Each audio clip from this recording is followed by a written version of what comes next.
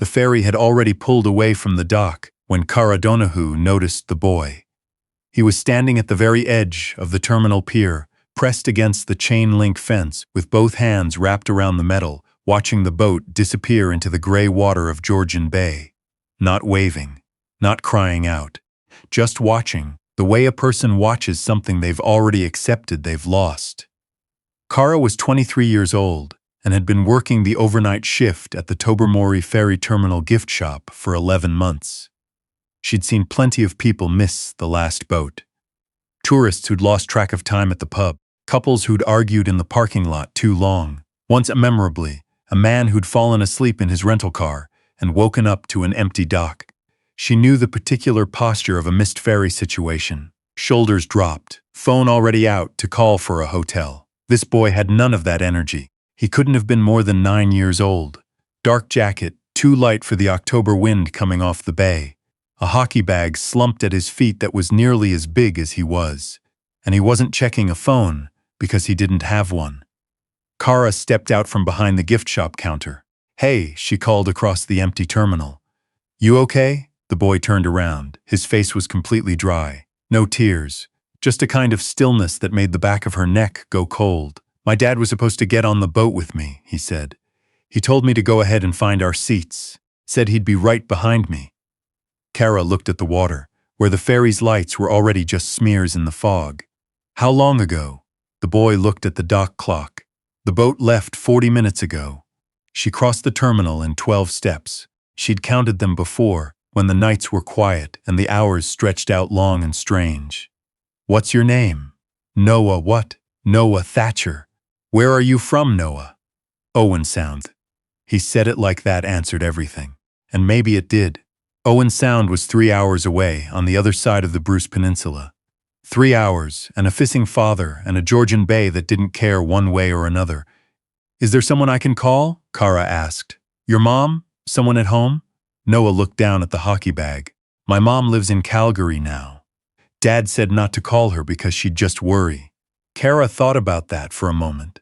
About a father who'd taught his 9-year-old son not to call his mother when things went wrong.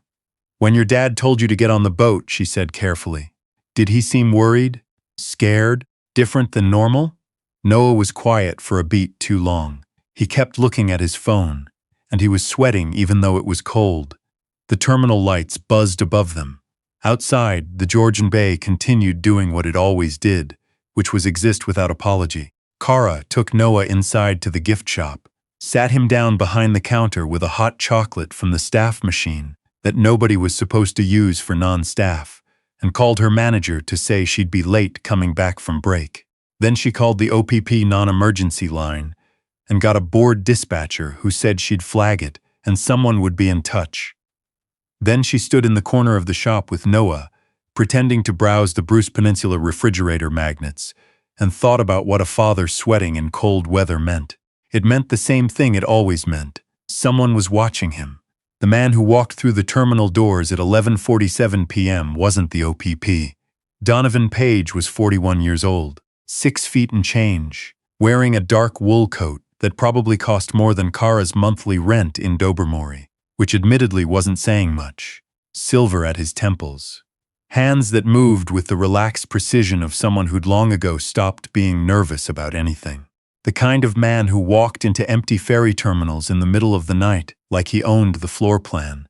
He'd stopped at the gift shop window first, which told Cara he was careful, checked the sight lines before he committed to entering. Then he'd come inside. Cara had positioned herself between him and Noah before she'd consciously decided to do it.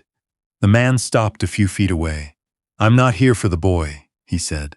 His voice was quiet, flat, the way very controlled people sounded when they wanted you to understand that they didn't need to raise their voice to make a point. "I'm here because his father sent me." "His father," Cara said, "is not on this dock." "No." Something shifted behind the man's eyes.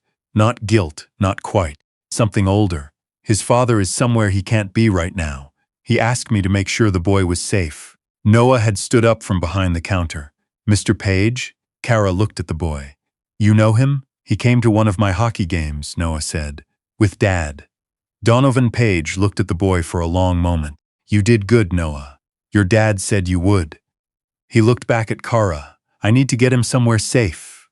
I'd like to explain why, but right now I need to know if there's a back way out of this terminal. Kara stared at him. What exactly is happening? The short version? Noah's father works for people he shouldn't work for. He found out something he wasn't supposed to know, and now those people are trying to find him. Noah was never supposed to be part of any of this. But Noah's father made a mistake tonight. He paused. He made the mistake of trusting me to fix it. Before we go any further, if this story already has you holding your breath, you're exactly where I want you. Hit that like button, subscribe to Sadie's Romance Library, and drop in the comments where you're watching from tonight. We've got a long way to go before dawn. Now, let's talk about Donovan Page. Most people in the legitimate world had never heard of him. Most people in the illegitimate world had heard too much. He ran what polite company might call a financial services network, what less polite company called one of the most sophisticated money-clearing operations east of Montreal. Based out of Toronto's financial district, insulated by 3 layers of shell companies and 2 very expensive lawyers, Donovan Page had spent the better part of 15 years building something that looked completely ordinary from the outside and was completely extraordinary from within. He wasn't violent by nature. He'd always considered violence to be a failure of imagination. But he was ruthless in the specific way of men who'd grown up poor and discovered that money, properly arranged, was the only language that never required translation. He had no children, a younger sister he barely spoke to, and one absolute rule, the only one he'd never broken in 15 years of operating in shadows. Civilians stayed out of it. You didn't involve families. You didn't touch people who hadn't chosen this life. Noah Thatcher's father, a man named Callum, who worked as a logistics coordinator for one of Donovan's legitimate holding companies, and who had discovered, quite by accident, the nature of what else those holding companies were used for, had apparently not communicated this rule to the people currently looking for him, because those people had followed Callum Thatcher all the way to the Tobermory ferry terminal, and somewhere between the parking lot and the dock, Callum had managed to lose them long enough to put his son on a boat. The problem was that Noah hadn't stayed on the boat. I got scared, Noah said, when Donovan asked. They were in the back office now, the 3 of them, with Kara standing by the door, in a way that was either protective or blocking the exit, possibly both. I didn't know what was happening. I thought maybe if I stayed, someone would come back for me. Donovan looked at this 9-year-old boy with his hockey bag and his too light jacket and his particular quiet dignity, and felt something move in his chest that he immediately identified as inconvenient. Your dad is safe, he said. He'd gotten a text from the man in question 40 minutes ago. 2 words. Terminal Tobermory. Donovan had been 2 hours away driving back from a meeting in Sudbury, and he'd put his foot down and come. He's somewhere the people looking for him can't get to right now. What people? Noah asked. Donovan glanced at Kara. She was watching him with the kind of sharp attention that suggested she was either going to be a problem or an asset, and he hadn't yet determined which. Business people, he said. People who think your dad knows things he's not supposed to know. Does he? Donovan was quiet for a moment. Yes, Noah absorbed this. Is he going to be okay? That, Donovan said, is what I'm going to make sure of. Kara crossed her arms. She had brown eyes and a bruised purple streak in her otherwise dark hair that looked less like a fashion choice and more like something she'd done on a whim and never bothered to fix. She had flour on her sleeve from wherever she'd been before this shift. She looked, in summary, like someone who'd had a long day before this particular long night, and who was nonetheless prepared to have a longer one. Okay, she said. Who are you, exactly? I told you. You told me your name and that you came because of his father. You didn't tell me who you are or why Callum Thatcher would call you in an emergency. Donovan considered her. Most people, when they encountered a version of him in the wild, went one of 2 ways. They either got deferential very fast, picking up on whatever it was that radiated off certain men in certain coats, or they got scared. Kara Donahue appeared to have gone a 3rd way, which was to stay exactly as she was, standing by the door, arms crossed, flour on her sleeve, and wait for a better answer. He respected that against his better judgment. I'm someone who operates outside the lines that civilians stay inside, he said. And Callum Thatcher knows me because our professional lives overlapped, which was his misfortune, and now, unfortunately, his son's as well. Are you the reason he's in danger? The question sat in the air of the small office. The heating unit on the wall clicked and hummed. Partially, Donovan said. Kara looked at him for a long moment. Then she looked at Noah. Then she said, the back door goes through the maintenance corridor and comes out near the boat launch. There's a fence, but it's only padlocked. I have a key. The parking lot camera covers the main entrance, but not the launch side. Donovan blinked. Once. I'm not stupid, Kara said. And he's 9 years old, so yes, I'll help you get him out. She reached into her jacket pocket and produced a key ring. But I'm coming with you, because I don't actually know who you are, and I'm not handing a child to a stranger in a wool coat based on a hockey game acquaintance. Something that almost never happened to Donovan Page happened then. He almost smiled. Fair, he said. The boat launch parking lot was empty and dark, with the kind of late October cold that comes in off the water and goes straight through to something deeper than bone. Donovan's car, a black Tahoe, nothing ostentatious, was where he'd left it, backed into a corner spot near the tree line. He'd parked it that way automatically, without thinking. Old habits. They were halfway across the lot when Kara touched his arm. He stopped. She was looking at the tree line. He followed her gaze, saw nothing, then let his eyes soften and look for movement rather than shapes, the way you looked for animals in the dark or trouble in a crowd. There, a car, running without lights, parked on the shoulder of the service road that looped behind the terminal. How long has that been there? He said quietly. I don't know. I don't use this exit normally. She had Noah's hand. Does it matter? It means someone knew about the back door, which meant they had a better map of this terminal than Donovan did, which was unsettling, and also meant they'd been watching longer than he'd assumed, which was worse. He steered them back toward the building without changing his pace, too fast, and whoever was watching would move, and got them through the maintenance door and back into the corridor. His phone buzzed. Unknown number, he answered. You found the boy. The voice was pleasant, professional, the voice of someone who'd learned to strip everything identifiable from their tone. That's good. It makes this simpler. What exactly is this? Donovan said. This is a conversation about what Callum Thatcher took from us. He has records, financial records, very detailed, covering operations that certain people would prefer remained undocumented. We've been patient. We'd like the records back. And we'd like Mr. Thatcher to understand the importance of discretion going forward. And the boy? A pause. The boy is an incentive. Donovan looked at Noah, who was watching him with those steady, too quiet eyes. Kara had her hand on the boy's shoulder and her eyes on Donovan's face, reading whatever she could from the half of the conversation she could hear.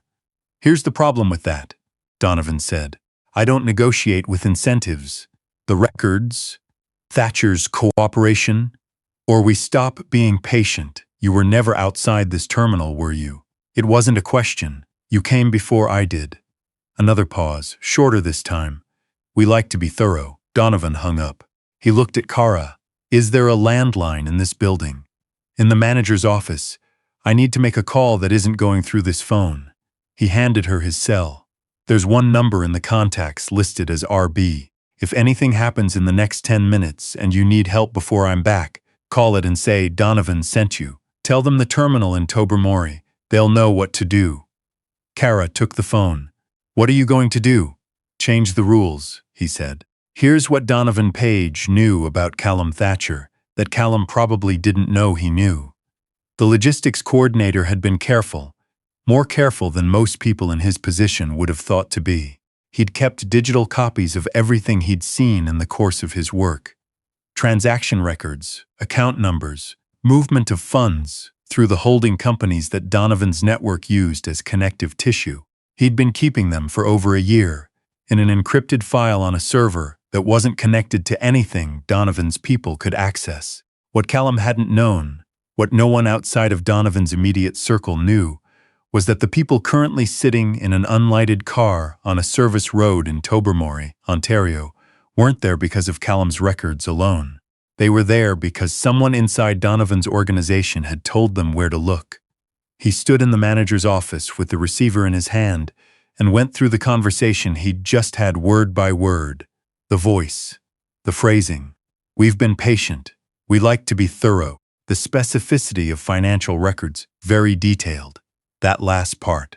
Nobody outside of 3 people knew the exact nature of what Callum had documented, and 2 of those 3 people were Donovan himself and Callum, which meant the third person had made a phone call they shouldn't have made. Donovan dialed. It rang once before a woman's voice answered. It's the middle of the night, I know. I need you to do something for me, Paige, and I need it done in the next 20 minutes. His sister, Marguerite, who had spent years wanting nothing to do with his business, and who nonetheless knew more about it than she'd ever admit, was quiet for a moment. What kind of something? There's a name I need run against a phone number. I need to know if that name appears in the call history for a Toronto exchange. In the last 48 hours. Donovan. There's a child involved, Marguerite. Another silence, longer. Then, give me the name. 15 minutes later, his phone, Kara had brought it back to him, buzzed with a text from his sister, 4 words and a timestamp. Donovan read it twice, put the phone in his pocket, went back to the main corridor where Kara was sitting on an overturned crate with Noah leaning against her arm, half asleep despite everything. She looked up when he came back. Well, I know who talked, he said, and that changes what I can offer the people outside. Kara studied him. Offer them how? The records Callum kept aren't just records of what Callum saw. They document transactions involving a lot of people who assumed they were protected by the same people now sitting outside this terminal. He looked at the sleeping boy. The person who leaked Callum's location to them also, it turns out, leaked information to a federal financial crimes unit that's been building a case for the better part of 2 years, which means the people outside don't just have a problem with Callum anymore. They have a problem with the fact that they're already on a list. Kara blinked. So they came here to get evidence against themselves, by threatening a child. He said it flat, without inflection, which somehow made it land harder. Yes, what do you do with that? Donovan looked at her. This woman who'd stepped between him and a 9-year-old boy, before she'd known anything about him, who'd produced a key and a maintenance corridor, and an assessment of camera coverage like it was the most natural thing in the world, who was sitting on an overturned crate in an October cold ferry terminal at midnight, holding a sleeping child against her arm and asking him, "What do you do with that?" in the tone of someone who genuinely wanted to know, not because they were scared, but because they were thinking alongside him. I go outside, he said, and I explain to them that their inside man has been talking to more people than just them, and that those records are safer exactly where they are than they would be if they went to the trouble of recovering them tonight. That's it? Leverage works differently when both sides are holding it. He looked toward the door. They came here with a threat. I'm going to give them a reason to decide the threat isn't worth it. And if they don't decide that... He met her eyes. That's why you have my phone number. He was outside for 11 minutes, Kara counted. She sat with Noah, who had woken up when the door closed, and was now very quietly pretending to be asleep, which she could tell because his jaw was too set and his breathing was too controlled. She thought about the fact that this child had gotten off a boat rather than stay on it, because staying on it alone felt worse than going back to an empty dock. She thought about what kind of 9-year-old did that, the kind who'd learned early that you couldn't count on everything going the way it was supposed to go, but that going back and checking was still better than just letting it disappear. She thought about her own father, who had gone out for groceries when she was 11 and come back 3 days later, with no explanation offered or asked for, and how she'd learned the particular skill of making herself useful in the waiting. The door opened. Donovan came back in alone. He stopped in the corridor, looked at the two of them, and something in his face settled like a coat being hung up, like something he'd been carrying had been put down. We're clear for tonight, he said. They'll stand down while certain conversations happen at a level above this one.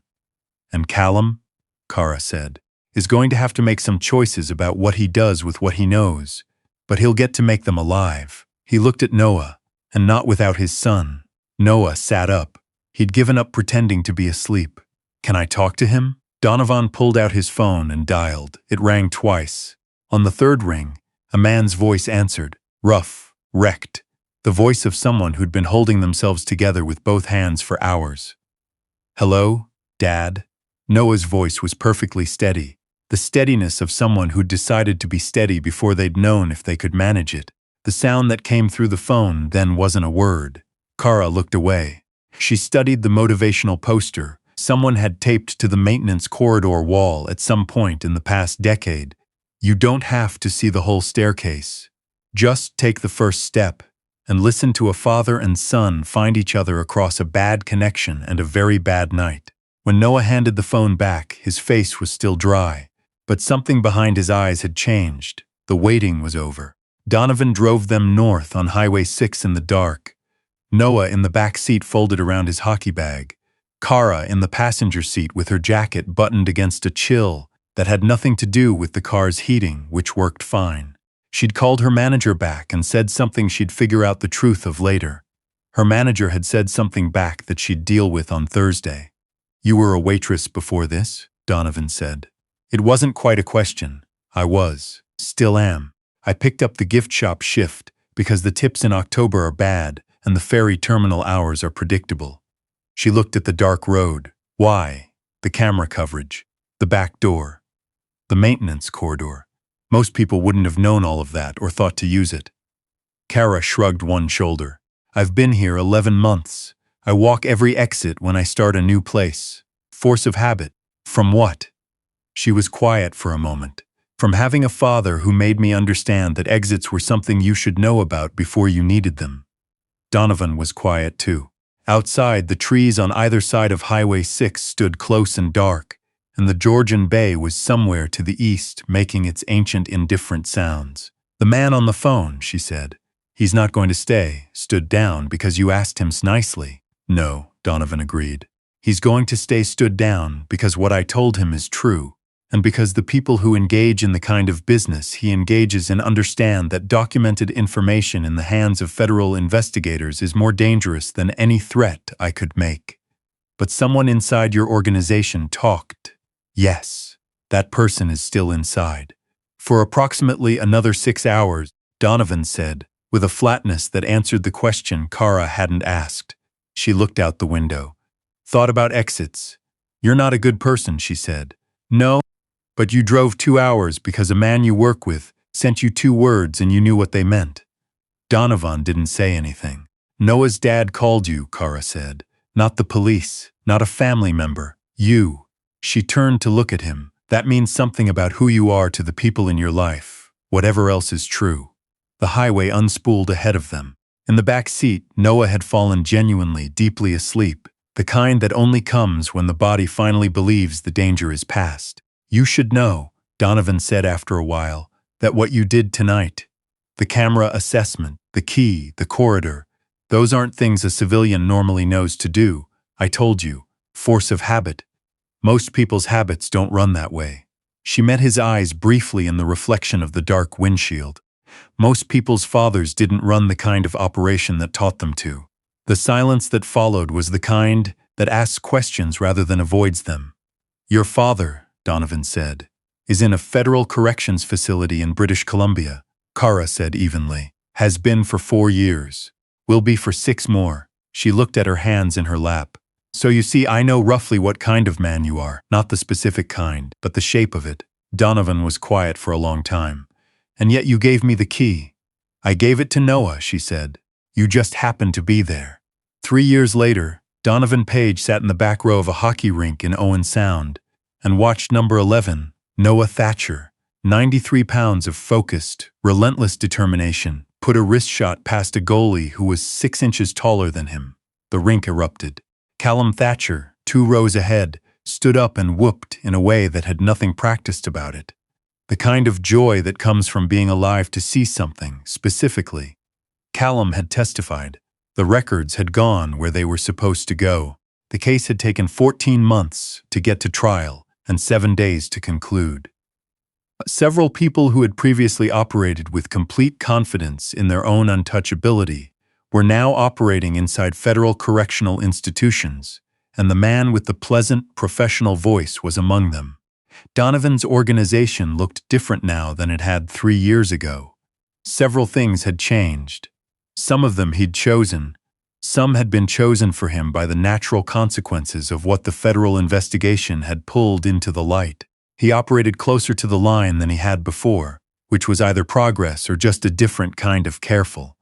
And he hadn't yet decided which. Beside him in the back row, Cara Donahue, who had left the Tobermory Ferry Terminal gift shop 10 months after that October night, and who now worked for a logistics firm in Barrie that was, as far as she'd verified, completely ordinary, was watching the ice with her chin in her hand and the same attention she brought to everything. "He's good," she said. "He's very good." Donovan leaned forward slightly with his elbows on his knees. "His father says it's all he talks about. Callum's doing well, better than he has any right to be, given everything. He's working with the investigation unit now. Consulting." A pause. "He's useful in a way he wasn't allowed to be before." Cara nodded slowly. Below them, Noah was doing a victory lap with his line mates, stick raised, grinning in the way that 9-year-olds grow out of and 17-year-olds occasionally rediscover. "You didn't have to come tonight," Cara said. "He would have understood, I know, but you came anyway. I told him I would." Donovan watched the ice. 3 years ago, in a maintenance corridor in Tobermory, I told him I'd come to a game. Cara turned to look at him then, the way she did when she was deciding whether something was worth saying. "Most people," she said, "would have let that slide. Most people," Donovan said, "didn't have a 9-year-old in an October ferry terminal remind them what the word promise actually weighs." Below them, Noah skated to the bench and looked up into the stands, found Donovan in the back row, raised his stick once, briefly, the way you'd acknowledge someone who showed up when they said they would. Donovan raised a hand back. Cara looked at the ice, looked at him, looked at the ice again. "The exits at this rink," she said. 2 on the west side, 1 through the Zamboni Bay, 1 through the concession hallway." Donovan blinked. "Force of habit," she said, and for the first time in a long time, in the ordinary fluorescent light of a hockey rink in Owen Sound, Donovan Page laughed. "If this story showed you that the people worth trusting aren't always the ones you expected, share it with someone who needs that reminder tonight. Subscribe to Sadie's Romance Library and drop in the comments. Where are you watching from? And have you ever trusted a stranger who turned out to be exactly who you needed? I'd love to know."